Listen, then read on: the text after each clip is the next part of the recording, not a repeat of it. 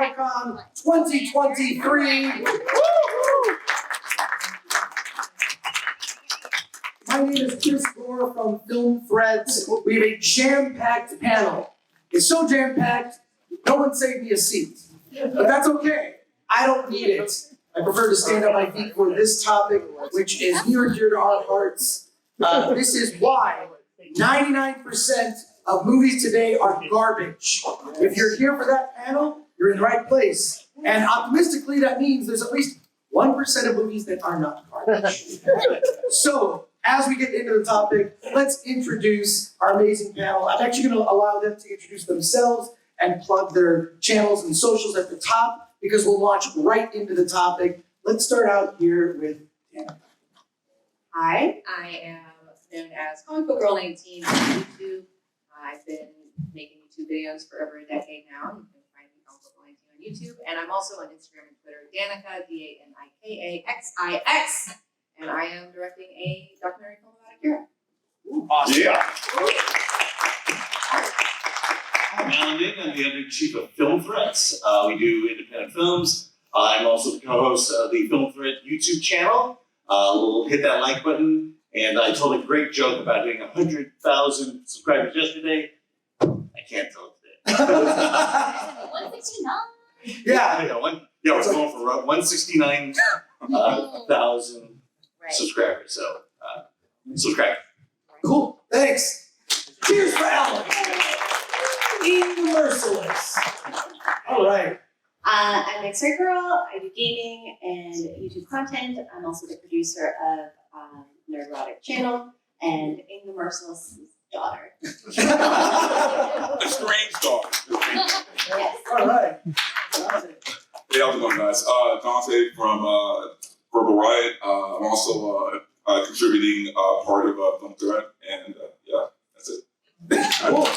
Subscribe to Verbal I'm one of those people that Chris mentioned that had a long night last night, so. Yeah. Verbal Riot Show. Subscribe to Dante's It's channel. under reconstruction, but yeah, go ahead. And hi everyone, my name is Anna. I'm known online as That Star Wars Girl.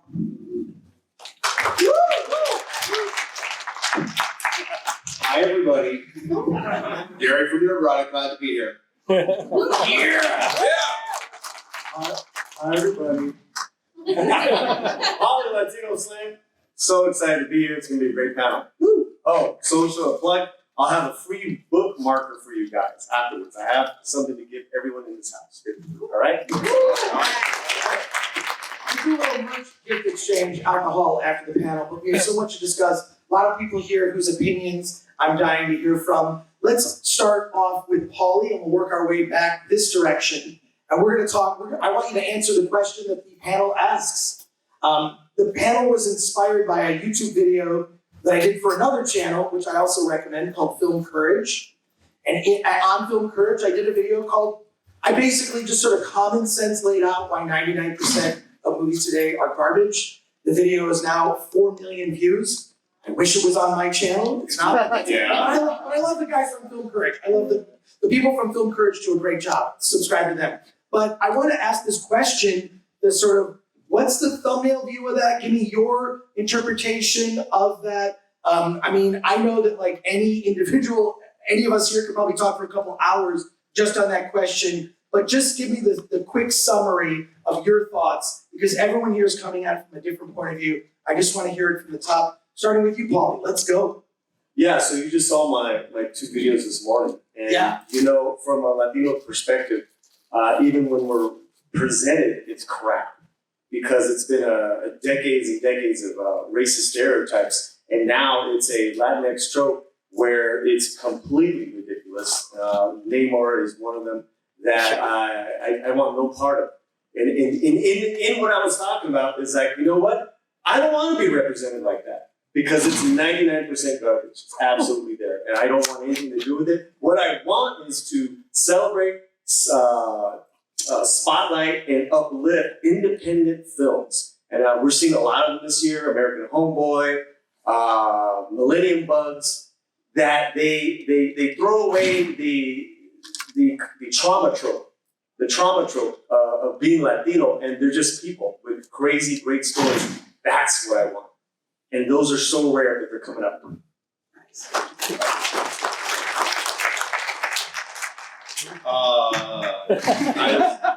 I was doing a video all day today. I just got done recording it on this very subject. I think Bob Iger really explained it in his last interview with the New York Times very well, why things suck right now. But essentially, they've turned entertainment into platforms for influence. They're prioritizing the message over story, and our great intellectual properties, our American mythology, is turned into a delivery mechanism for the message.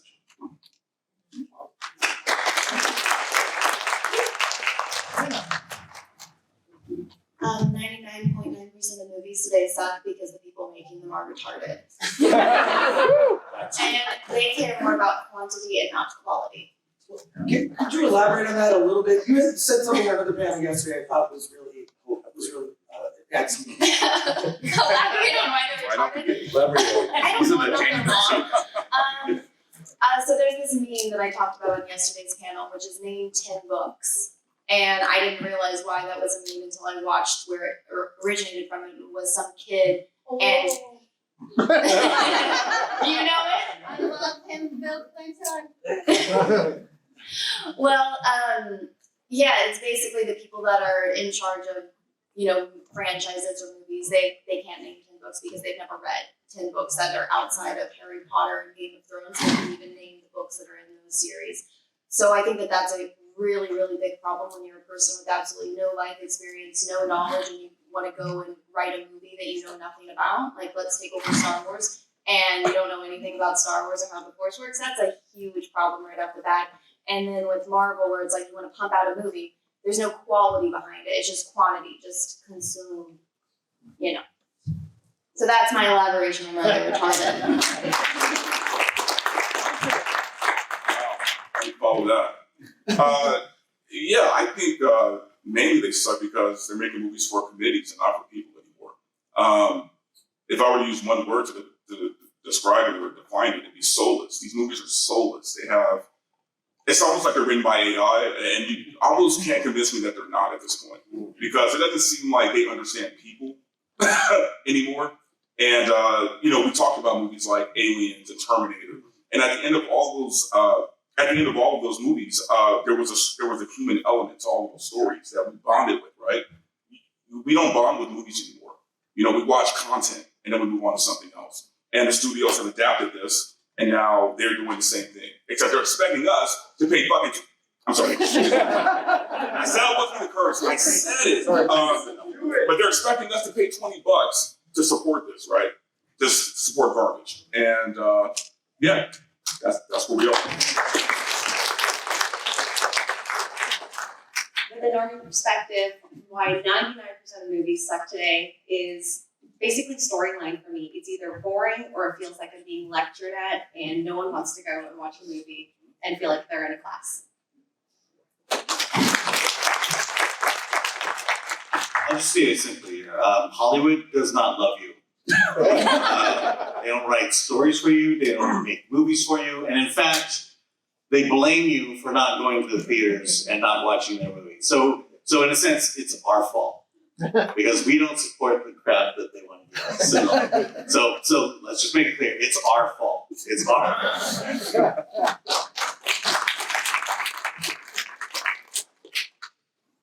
There is a philosophical idea called Sturgeon's Law, and it says that 90% of everything is garbage. And that's really helped me to navigate so many bad movies. So I'm like, you know what? I just gotta look for the 10%. However, I do feel like we're over 90%. I do feel like we kind of took over, and I think a lot of it stems from creativity by committee and not allowing a creative voice to come through, and you just have too many cooks in the kitchen, and the human element gets lost. Continuing on that, I'll just say this. I think it's a lot of box checking, and I think it's a lot of people lacking, like you said, lacking life experience. I think is a huge part. And also, I think now we have, I think initially at the beginning of some of these franchises, they were created by people, originally the creators, Gene Roddenberry, George Lucas, the original creators involved. And now what you've got is you've got a copy of a copy of a copy So you have people that live more in the corporate space. And I mean, when George Lucas made the original Star Wars, it came from a place of passion. He birthed it into being because it was a movie he wanted to see. And it was kind of a myth blender where he threw a whole bunch of influences at the time. Marvel Comics, 2001: A Space Odyssey, old movie serials like Buck Rogers and Flash Gordon sort of threw it all into one thing and ended up with something original, the original Star Wars. But as you get further and further away from that original creator's vision, what tends to happen is you have a copy of a copy of a copy. There will never be anything Star Wars in the future that's not a copy of the Star Wars that came before that. Someone was shocked to learn last night, we were at this event, Dante, I think you had a couple of drinks. And someone was surprised when you said that you didn't like Ahsoka. And was just sort of surprised at this. And I was like, oh, I mean, we're at the point now where they said a long time ago in a galaxy far, far away in an episode of a TV show. I mean, we're at the point where people in a Star Wars TV show will be watching Star Wars on the TV show. That's where we're at. But what I want to do is, and we'll start with Danika and move our way back this way, can you give a specific example? You can pick a recent movie, a recent franchise, a recent example of when you've noticed this, and I can tell you for a fact, fewer people are going to the movies. Now, I don't think movie theaters are in as bad a shape as you might think. What are the reasons for this? Well, Fathom Events. Thank you to Fathom Events. This week you can see a special 48-and-a-half-year anniversary screening of Monty Python and the Holy Grail. Yeah. That is this week in theaters. In addition, whatever you think about Beyonce, you can see her concert film. You can see Dolly Parton's concert film, Taylor Swift. You can go see UFC fights. Movie theaters are becoming a premium experience to see media on the big screen. In addition to a movie that I hope does very well this weekend, Godzilla -1. Who saw it? Yeah. Who saw it? This is a movie that is putting Hollywood to shame. So I do like to look for positivity. I think movie theaters are going to be okay, but less and less big Hollywood blockbuster projects are going to dominate. It's just the way it is. So if each of you would come up with some example and then explain why it doesn't work, we'll get to everybody, and then we're going to open it up for questions from all of you. So Danika, we'll start with you. Oh, I figured this out so quick. Sorry. We just saw The Marvels not too long ago. And it really, what struck me the most about this film is, I didn't think it was terrible, but it definitely wasn't good. It was very forgettable, and it just felt like an episodic, long television show, like just an episode of a television show. It didn't feel like a movie, and it just didn't work for me. It's like, obviously, I'm sure a lot of people have a lot to say about Marvel and the state of it, and I've been kind of saying this for years. It was just like, it's over, guys. End game. That was the end. We did it, guys. It was cool, and we had a wonderful ride. Things don't go up forever, like everything is cyclical in nature, and so now we're on the downstroke, unfortunately. But I'll just say, you're a girl, you're supposed to like it. Yeah, I'm not an average girl, I would say. I'm not a normal girl. But yeah, it definitely didn't do anything for me. I mean, I grew up with the 1994 X-Men cartoon series, which is what got me into X-Men, and that's like my big thing. And I was so scared when I saw Beast at the end, spoilers. I was like, oh no, I don't want them to fuck up the X-Men. Like, it's gonna hurt my heart too bad. But we'll see what happens. I mean, I think the X-Men could, if it's done well, and if it's done by people who care about it and understand what makes it special and have read the comic books and have a background in it, we could make a really great X-Men live action series. Do I think that's gonna happen now in the Disney and Marvel that's here today? Absolutely not. I would be shocked and surprised if they made anything that I, as a true fan, would be interested in.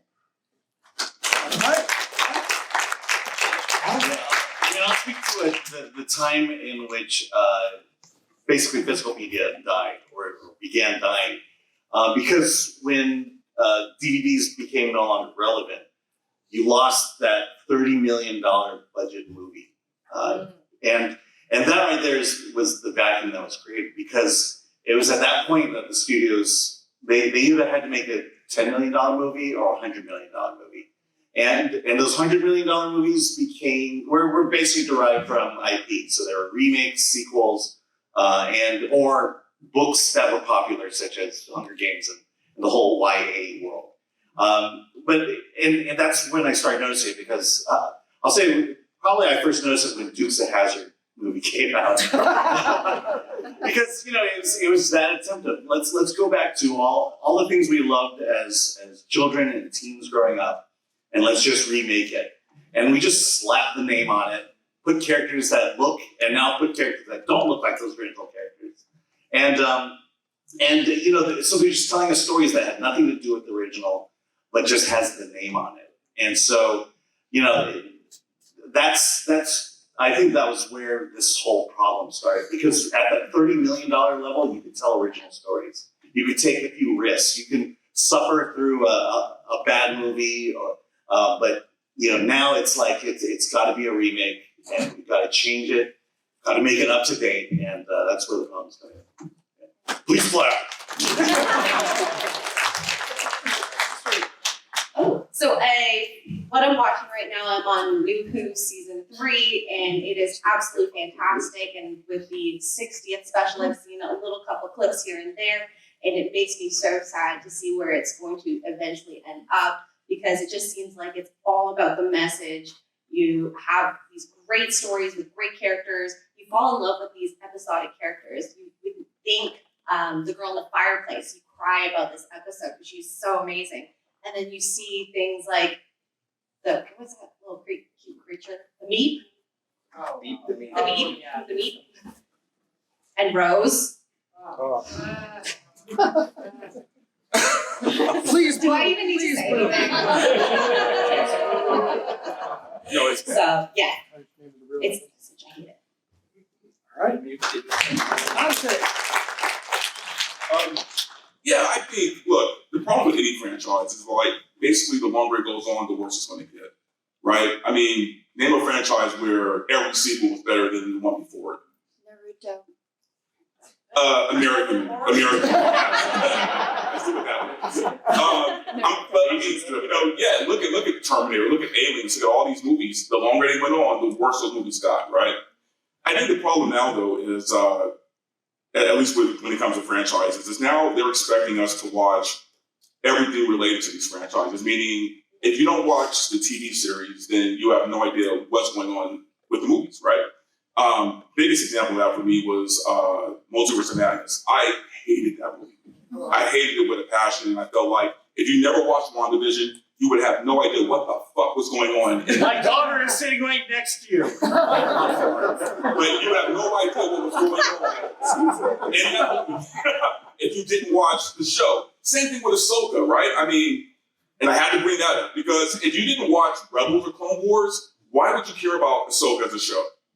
Or any of those characters, right? Now, I can see it if it was a well-done show, then it's like, hey, you know what?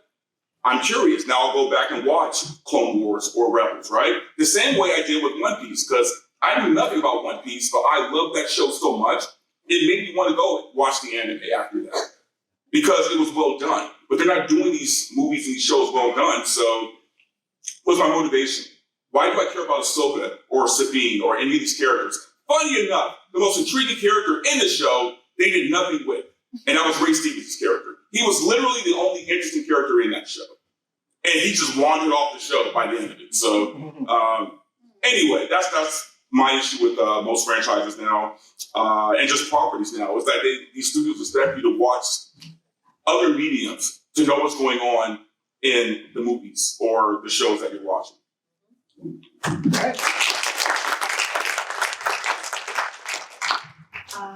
So when I was a kid, I watched this TV show called Avatar: The Last Airbender, and I loved it. And I remember having to wait for episodes to come out. So when I heard there was going to be this movie, I begged my parents to take me to the movie theater to go watch it.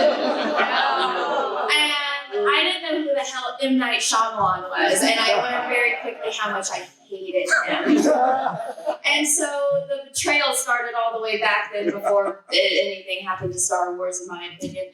And so now Avatar is getting remade, and the trailer came out, and I didn't watch it. And my friends that, watched the show with me when we were kids, like, oh, did you watch it? I'm like, no, I've already been stabbed in the back end of the heart from that stupid movie. And it's like, how could you get so many things so wrong? Like, why would you put earthbenders in a prison on the earth, you dumbass? Put them in the ocean. They're earthbenders. But so, yeah, I can go on and on.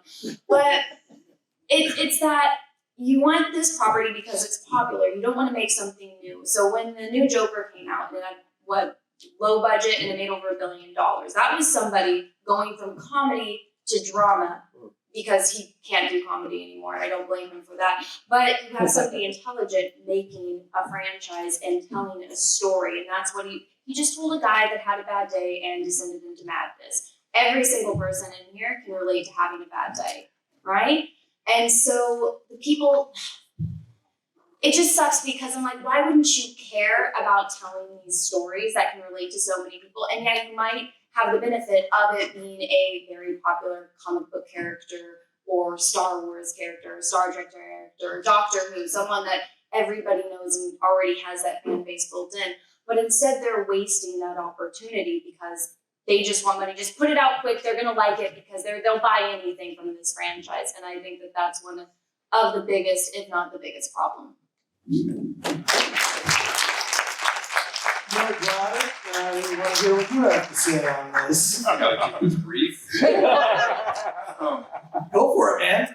Well, kind of repeating from yesterday's panel, about 15 years ago, I used to be really excited when I heard one of the books that I loved, or a superhero was going to be adapted. Now I cringe. Danika, the Disney Marvel is going to make you miss the Fox X-Men. I promise you that. Now I don't want them to touch anything. Leave it alone. Elric, something I've always wanted to see. Leave it alone. Don't touch it. I'll just read the books. I'm good. I don't need your interpretation of it. It's mass corporatism, commodifying art. I mean, it's all of that. With the Marvels in particular, because it's on my mind, and I just watched Bob Iger talk for 6 hours over and over again, doing a video on it. He explains it pretty well. The reason the Marvels failed, it didn't have enough executive oversight. Yeah. So the diverse director that they cast and did not hire did not have enough oversight from the studio, and he literally threw her under the bus for that movie on an interview with New York Times. That's the problem, is Bob Iger's full of shit. And we know this, and a lot of us have been saying this for many, many years. And Disney and Marvel are just a symptom of a larger problem with Hollywood. Hollywood's a damaged brand right now. And they did it to themselves. We should be in a renaissance right now. We are transitioning to streaming with new technology. It's easier to make stuff. And that was kind of happening back in 2015. There's 3 series, they're streaming, it's not film, that are great examples that started out great, and you saw that line of where things changed. Westworld season 1, if you just look at it as a Twilight Zone and leave it at season 1, it's perfect. It's great. Altered Carbon season 1, great. Umbrella Academy season 1, great. All went downhill in their second seasons and never came back. And that was right around 2015 and 16. That was the big shift. That was the big political shift when Hollywood decided that they needed to influence people. And they also needed to hire more people, which is great, but you need to hire people of talent. POT, people of talent. Doesn't matter what they look like, or what God they pray to, they just gotta be good. And we didn't get that. We lost great series counterpart. I freaking love that series. It died after season 2. One of the greatest concepts I've ever seen. J.K. Simmons is brilliant in it. Half of you probably never heard of it. It's a Showtime series that got canceled after. Now, but we get 5, series. We get 5 seasons of Discovery. As you said in your video, some of the biggest mistakes were made by Disney just with Star Wars. It's the best example. You don't put Han, Luke, and Leia together in a scene. You make it up as you go. There's no communication. There's no plan. And then what do you do with your $1 billion franchise? Well, you watch it die. You watch everything, is in entropy, sure. But you can still, especially with comic books is a medium with multiple genres. You can do those all day long forever. It didn't need to die the death it did, but it did because they made them all the same. which is unfortunate. But the biggest problem is they took you guys for granted all along. You were just this endless money ATM machine that we don't want to hear from you. We just want your money. So bigots, please watch our stuff. That's their attitude. And that's where they fell.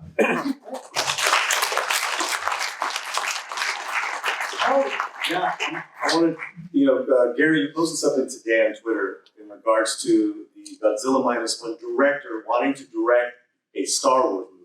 You said, stay away, stay away. That's huge, guys, is that our auteur directors, there are none anymore. They've either have just completely, they've just become cookie cutters of versions of themselves, Robert Rodriguez, or they're doing their own thing. Rodriguez came out they did an article with him this year, really recently. He was promoting his latest Spy Kids, where he said he doesn't want to do any more films where people are shooting each other. What? He did Mariachi. He did From Dusk Till Dawn. Some of the greatest films from the 90s. What are we doing? What are we talking about here? And then you give him Boba Fett. I mean, I don't know who that was. That film though, that television show. And I'll be the first to say, I thought he was going to save Star Wars. I even said that. Robert Rodriguez is going to save Star Wars. Imagine hearing 10 years ago, Robert Rodriguez is going to do something with Boba Fett. You'd be like, what? Yes. Well, right. And I was kind of excited about that because he directed an episode of Mandalorian that kicked ass.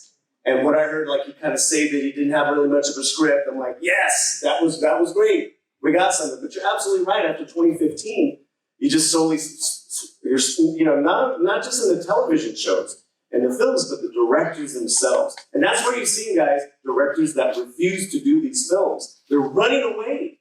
Thank God. Run away, Godzilla director. Run away. Yeah, make more Godzilla.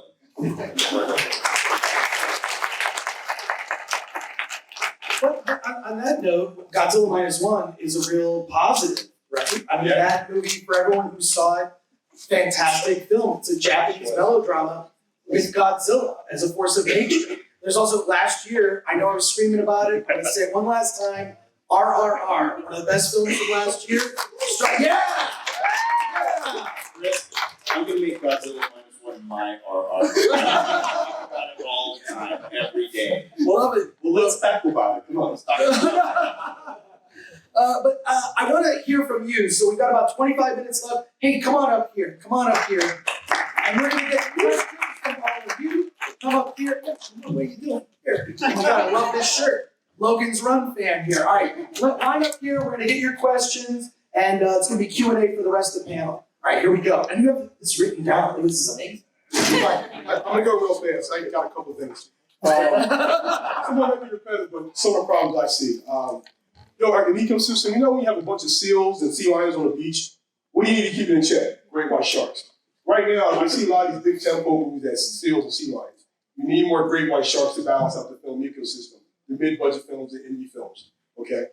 Another problem is that understand your IP, okay? Like you said, Star Wars is for boys. There's nothing wrong with saying that, okay? And if you want proof, just go on YouTube and look anyone that invented Star Wars action figure commercials. 9 times out of 10, they're little boys playing with Star Wars action figures, okay? And you know what those action figures did?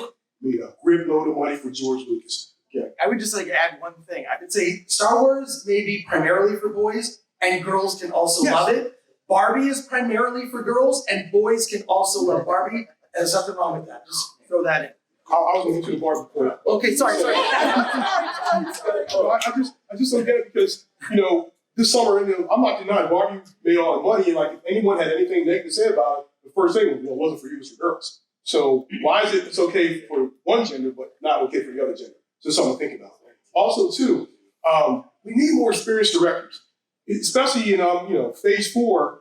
And I'm not going to drop any names particularly, but I look at some of these directors' their backgrounds, and some of them they do a short film or one little independent film, and then next thing you know, they're dropped on these big multi-billion-dollar movies. And there was a time when you groom these people, because I want to see them succeed, put them on something smaller so they can cut their teeth before you give them a $200 million movie. We just want to say, they're literally hiring activists, documentarians. I know. Activists. The one that's on the Ray movie, yeah, don't even get me started on that one. Time, also too. Time could be a valuable asset for a lot of franchises. Star Wars had it. Okay, it was 16 years between Jedi and Phantom Menace. Say what you want to say about Phantom Menace, but the excitement level was up there. Then once the prequel trilogy was over, it was another decade for the sequel trilogy. Once again, the excitement was there.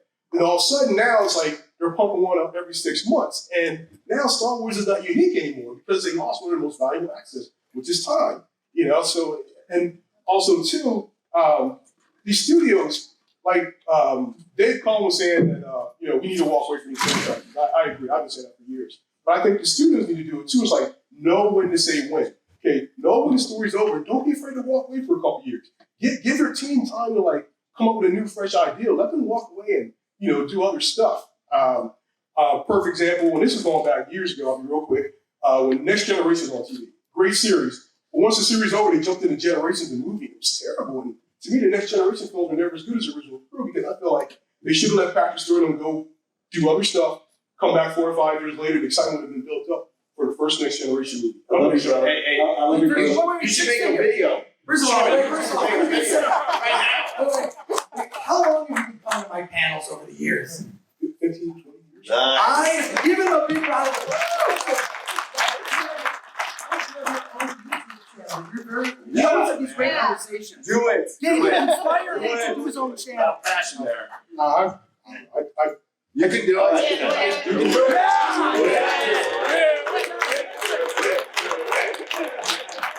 Any comments? Please. For you guys, still some food for thought. What do you think Marvel would have been if it stayed on the Paramount instead of going to Disney? There's a question. Yes. Good question. Address anything there for anyone on the panel, jump in. Well, one thing that you were talking about, having these people who come from very small things and they're thrown in this like very big project. And it's not about nurturing them, it's about controlling them. And they just want someone who has no power, who has no clout, and so that they can just tell them to do whatever. And so be good for you, kid, you'll have your name with this thing, but these people don't really have any power. They don't want people who have any clout. And Star Trek should be the answer to what Paramount took over instead of Disney. There you go. Anyone else? Anyone else? Okay. Aaron. Yes. Here we go. First of all, hello, Danika. You were the very first YouTuber that I ever found that talked about comic books. Oh! Nice to meet you. Down on the floor right now, if they're going to do X-Men, they're going to ruin it. We all feel it coming. Down on the floor right now, you have Larry Houston, the producer of the '94 cartoon. You have 2 of the writers down there. Hollywood could hire them to construct this. The DC universe, Warner Brothers could have hired Paul Dini, who constructed their animated universe, which everybody loves. They could have hired him to construct that, and instead they handed it to Zack Snyder and then got scared and handed it to a bunch of people randomly. At what point do you think that they have to realize that you've got people in place who've done it right? The blueprint is there. Stop trying to reinvent the wheel. Do you think that ever happens? Or do you think that we're just in a cascading failure that is going to keep on going? I mean, it's the same answer to the other question. It's just like it's all about ego and like them putting in their creative, because like everyone is very jealous of creative. Everybody wants to be creative, and they're not. They're money men and they're executives and they're business people, but they want to feel like they're creative, and so they don't want to hire anybody who's actually creative. They just want somebody in there that they can tell what to do and be like, oh, I did this thing, And but they're gonna. I mean, it's a snake eating its own tail. It's like, what's the long con here? What's the game here? Where is this going to end? It's not going to end anywhere good for anybody, for them or us. And all that's going to happen really is once all these studios burn out, they're going to blame superhero fatigue, and they're going to move on to something else. Already are. And they're going to, they already are, and they're going to keep making the same bullshit, but with a different genre. Video games is next. Video games is definitely next. All right, so I wrote this down actually. So, do you think this is a perfect time to get like a newer generation, like of young people, to be exposed to movies we grew up on? Because that's what happened with me. Like, my parents showed me like Goodfellas or like Full Metal Jacket, and I wasn't even born for this. Yeah. My uncle showed me Full Metal Jacket. I was not prepared. Yeah, like Private Ryan, I wasn't even old enough to watch it. They'll go, we're gonna watch it together. So it's like, you know, most of these movies we don't capture that magic. So it's like I grew up with those movies, even like any, even good or bad, like Street Fighter movie. Like that's the fun one. But like, do you think like a newer generation can be exposed to like the movies we grew up on, kind of like how we were exposed to? Absolutely, absolutely, like 100%. Good storytelling is good storytelling, no matter what era it came from. And I have a nephew, and I'm like really looking forward to showing him RoboCop one day. Yeah. By the way, I did an Airplane skit, and then this kid who was like the victim, like get a hold of yourself. Now he wants to watch Airplane. I mean, I'll just say this. I mean, I hate to be pessimistic, but I think I feel like we just need to walk away from Hollywood and start do things independently. Start creating our own movies, our own comic books, and the like. Because you guys keep bringing up the year 2015. I can't remember what happened the year after that. But I feel like that maybe this 2015 is going to happen all over again sometime soon, and it may get worse. You know, just walk away from Hollywood. That's all I'm saying. Yeah, I almost feel sometimes we're kind of in the opposite of the golden age. We're kind of in a dark age of entertainment. Yeah. And I mean the South Park Pandaverse episode, I think kind of that definitely resonated with a lot of people, right? So it was a watershed moment. And yeah. For it to come out right before the Marvels, Right. that web trailer, Wish, you know, and then Bob Iger has to go up there and like. In that interview, you notice the New York Times, they're like unironically going, so what about your woke entertainment? What are you doing about that? You know, and it's caught on because it's so commodified and well, it's all virtue signaling. There's no story behind it. There's no soul behind it. It's just a widget. I mean, everybody knows it. Watching him trying to squirm out of that was, it was enjoyable. And then what happened afterwards when Elon told him to go, sorry, I already said it. Go fuck himself. That was my favorite moment of the year. I still smile. But we need to remember it was Bob Chapek's fault. No, he spent the whole interview blaming COVID and Bob Chapek. It's everyone's fault here. Yeah, it's our fault. Well, the audience, you're trained. You don't want to go to the movie theater. You're trained like a bunch of puppies. So you don't go to the movie theater anymore. You go to watch streaming, except for all the movies you went and saw in the theater. All right, we're short on time, so as many questions as we can get. Yep. I watch every Nerdrotic episode, so I'm super happy to be here. First of all, everybody here is rational. I love it.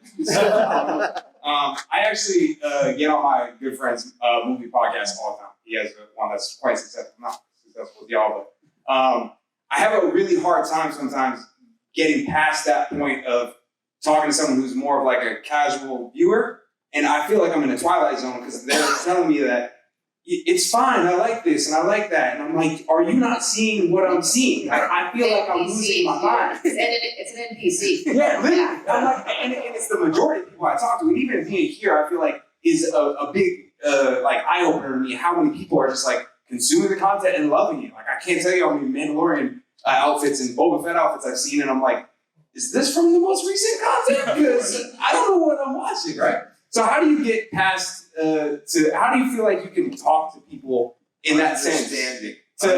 Understand, yes, it's NPCs, yes, we're hardcore nerds. And you have to just kind of understand that the normie, and I don't use this as an insult or anything, the normie is busy. They're too busy to notice all this stuff. They're raising their kids, they're going to work. It's kind of on us to bring it. Nerds are the shepherds. We're the custodians. We bring people in that, hey, Star Wars thing's really cool. Come on. And we need to do the same with making them aware. And it's not that they're dumb. They're not dumb. They're really smart. But that's the biggest mistake any content creator makes, any artist makes, any creator, when you start thinking, oh, I'm way smarter than the audience. No, you're not. We're dumb as hell. I'm an idiot. So just understanding and, realizing it takes time. And now is the time. People are waking up. And yeah, it takes Elon popping off South Park. It takes, unfortunately, it sucks that we've been saying the same thing Elon said for 5 years, but it takes a trillionaire to say it for people to wake up. It takes South Park to say it for people to wake up. That's fine. I don't care. As long as it gets out there and as long as we understand that our core message is stories bring us together. I'm tired of the division. And the corporations brought it in. And I'm tired of them blaming fans for it. Facts. Also, really quick to piggyback on that, we throw that word shield around a lot, right? I don't think most people like say here at Comic-Con are shields. I think people just love their fandom, right? And even if their fandom sucks on the big screen, they're not going to drop their fandom just because, they put out some bad things. You know what I mean? Like, I love everything Jack Kirby. I'm not going to, stop loving MODOK because of that shitty Ant-Man film. So I think people just like what they like. And, you can tell if there's a good and bad movie. Maybe they can. But it's not that big of a deal at the end of the day. But let them like what they like. Thanks. All right, next question. I also just wanted to talk about everybody's like really cool and accepting and like chill in here, which is nice because it's like anytime that you try and talk about a certain show, it's immediately a dog pile. Immediately, everybody dog piles on you like, oh, how can you dare not like Mandalorian? How can you dare not like Ahsoka? How can you dare not like Kenobi? That was it's like, oh my god, Ewan McGregor back, and I'm like, yes, he's a legend. But look how much they in Ahsoka, look how much they had to slow down to keep up Hayden Christensen and Rosario Dawson. Because she's got, I love Rosario, she's a sweetheart. But she's got, the level of training that she has compared to Hayden. Hayden's up here and she's down here. So I mean it's It showed. but then you guys were also talking about sequels, which I will say it's Tron. Tron is a good example. So Tron came out, in the 80s. I don't like the original. Tron the sequel is very good. So I mean, if there was anything that you guys have seen that's like really bad that you would love to get like a sequel that's like good, that's like how Tron is, what would it be?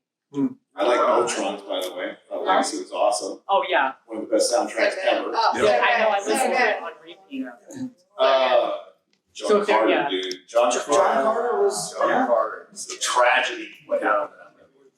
Toxic Avengers coming out with a reboot. Like, I'm no elite. I like good bad movies. I love trauma stuff, and the Toxic Avenger is one of my favorite good bad movies. So they're doing a reboot with Peter Dinklage. We'll see how that goes. We'll see how it goes. I want to see a Ken movie. I just want to say you look incredible. Oh, thank you. Thank you. Awesome. All right. Great question. Thank you. Yes. Okay. So, what are the qualities of anime and manga that make them so much more successful compared to the I got this one. Great question. Yeah. I've been thinking about this a lot because I watch a lot of anime and I read a lot of manga. And the thing is like, as I was saying earlier, it's not too many cooks in the kitchen. You have a singular person who's generally writing and drawing it, and it comes from their vision, and you prove it in the manga series. They'll like make mangas, they'll do well, and then they go, okay, well, let's turn it into an anime. And then they don't deviate from the manga, because I go back, I watch these animes, and they're so good. And then I'll read the manga, and I'm like, wow, you just pretty much did the manga. Like, thank you. This is really fantastic. They just had the blueprint, and they used it. And it's just that simple. Anyone else want to? Yeah, to piggyback on that, so I love Sailor Moon, and the woman that created it, she just wrote the story about girls that she wanted to be friends with. And so that was what she wanted in her heart, and she put her love and passion into making something, and because of that, it stood out, and that's why it is what it is, and that's why she got the opportunity that she did. So I think that is also a big part of it, is that the people that are making these animes and the mangas, they love it. Like, this is their passion project. You can say what you want about Redo of Healer, but the creator loves that story, and it shows. I'll also say the thing about why international films are better than American films is because they're not hung up on American cultural bullshit. And they just have a story they want to tell in the context of their own country, which quite frankly is something relatable to all the other countries in the world. And they just tell that story as honestly from their heart as they can. But here there has to be, every script has a filter that it has to go through, and boxes it has to check, and it just gets muddled down. And that's the prime problem. And I would also add, like, whatever you thought about the Marvels, Iman Vellani as Ms. Marvel was the standout in the movie for me. I think everybody agreed she was awesome. And she said something recently I thought was very smart. She said, it's not about making a bigger story, it's just about creating characters you care about. Yeah. Absolutely correct. You know what's weird? In a strange way, corporate America, in their attempt to globalize entertainment, is pulling it off by sucking. We're watching everybody else's stuff now, and it's better. So, well done. Yeah, we're short on time. Thank you for your question. It was great.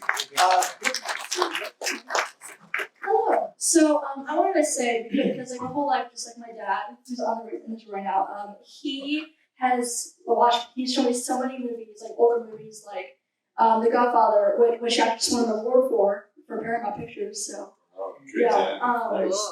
And so yeah, like, I watch a lot of older movies, and in general, like with newer movies, I feel like just filmmakers don't have that heart that those original older movies had, like Alien and like Ridley Scott. Like he did such a phenomenal job just like creating Ripley as a character and having her be like original and just fantastic. And I feel like Ant-Man and the Wasp, that was a movie like the new one, the Quantumania, it just wasn't, it just like the story wasn't great, the characters just weren't entertaining. I feel like with movies, we need to have characters that really drive the core of the themes and the story. So do you guys think that like newer movies nowadays kind of have lost that heart that they did like back in the 80s and stuff like that? Great question, and I love your dad. But yeah, please, in response to her question. Yeah, I'll go. Yeah, back in those days, filmmakers were like, they were wild, man. Like, they were chasing people around the sets with axes and shit. So, I mean, it was a different time, but also, there wasn't this corporate structure as much as it is now. I mean, obviously it's a business like any other business, but now there's a corporate structure where a story has to go through so many people before it even gets to the director.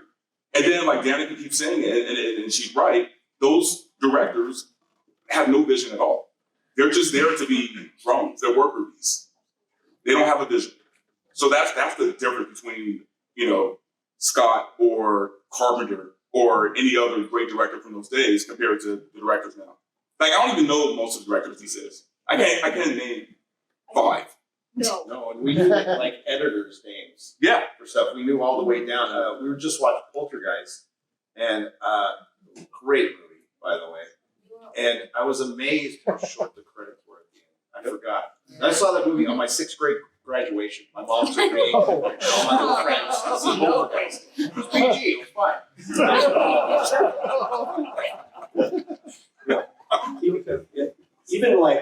Even films that weren't like great back then, they're great now. Like I just watched Kurt Russell's The Mean Season, and just the blocking of the filmmaking, I was just like, oh my God, they don't know how to do this anymore.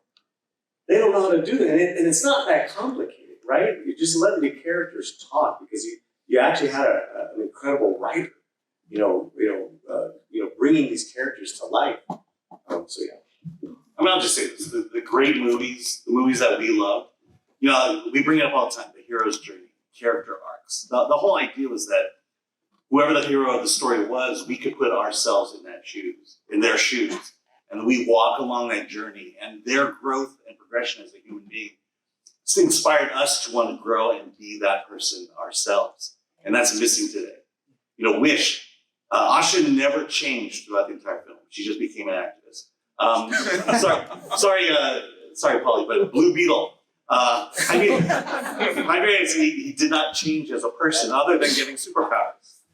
That's the problem is we want to see people who struggle in life like we do, overcome those struggles in life like we have to, and come out better in the end. And that's what's missing in stories today. Great question. Thank you so much. Shout out to your dad. And I'm going to time for one more question. It's all on you. Sorry. That'll be a good one. That's all good. I absolutely love the energy and everything, and you guys are just absolutely great. I remember, watching Star Wars and everything as a kid and growing up with it, and seeing what Disney has basically been doing to it, and kind of like saying now it's become a safe place for Black nerds to watch it and things like along that line. It kind of bothers me because I see a lot of the characteristics and tropes, especially like Reva being just an angry Black stereotype or stuff like that along those lines. So my question is, if for science fiction, especially for diversity's sake, not just putting characters in there for diversity's sake, but actually giving them character growth and arcs and things like that, what would be the recommendations on something like that? Because I'm inspiring to try to make my own sci-fi stuff. So what is the best way to do that without throwing 100 stereotypes like transitioning and discovery or, something like that along those lines? Well, I just repeat what I said, but it's that human journey. Again, it doesn't matter what we look like, our skin color, where we come from. We all have the same struggles in life. And if I were to refer you to anything, I'd probably refer you from a science fiction standpoint, just the original Twilight Zone series, because all those stories are there. Even the original Star Trek. Every story was about the human condition, and it went beyond just race and color and creed. Anyone else want to address? Please, jump in on that. Go. Well, I would just say, so I think you and I have something in common, and that we both love Luke Skywalker. And you and I both don't look anything like Luke Skywalker. But when I was a little kid, I grew up on a farm in the middle of nowhere. And when I first watched Star Wars, I saw Luke Skywalker, who was just a kid that grew up in the middle of nowhere on a farm, and him staring off at the binary sunset, and then he goes on to be the hero of the movie and destroy the Death Star. And I was like, oh my god. If Luke Skywalker can do that, then so can I. And I didn't give two shits that he had blonde hair, blue eyes, and doesn't look anything like me. It was because of who he was and what he was able to do that gave me hope, as cheesy as that is. And so I think that that's just the key to it. Just write a character that is a real person that speaks to you and what you want. Anyone else? I just gotta use this excuse to bring up Buffy, one of the greatest shows ever made. I've never been a teenage girl. Or a cheerleader or a vampire, but I love that show. And and it's one of the perfect examples of what sucks is a lot of people try to copy Joss Whedon and make it terrible. But that normalized a lot of things. How you achieve normalization is by casting humans. Just creating a human story. I like One Piece. There's a trans character in it. They don't address it at all. There's character. You know what? Didn't affect the story at all. I loved it. So what's interesting about that character, if you listed the attributes, you wouldn't even think that trans would not even be in the top 10. No, And I think that's the problem is the characters have different attributes. The last thing on the list should be whatever. Ethnicity, Well, that's why sexuality. Captain Jack worked in Doctor Who. Right. Was a pansexual, which screwed literally anything. That wasn't the main aspect of his character. Bingo. And that's why he worked. And that's where normalization comes in. And that's through just writing what Alan said. Hero's journey. Doesn't matter what the hero looks like. Right? Big round of applause for this question. And also, I'm loving it. I love it. It's great. Thank you so much. We're not wrapped, unfortunately, here. I want to thank LA Comic Con for hosting us with this panel. I want to thank everyone on the panel. And, yeah, we can hang out on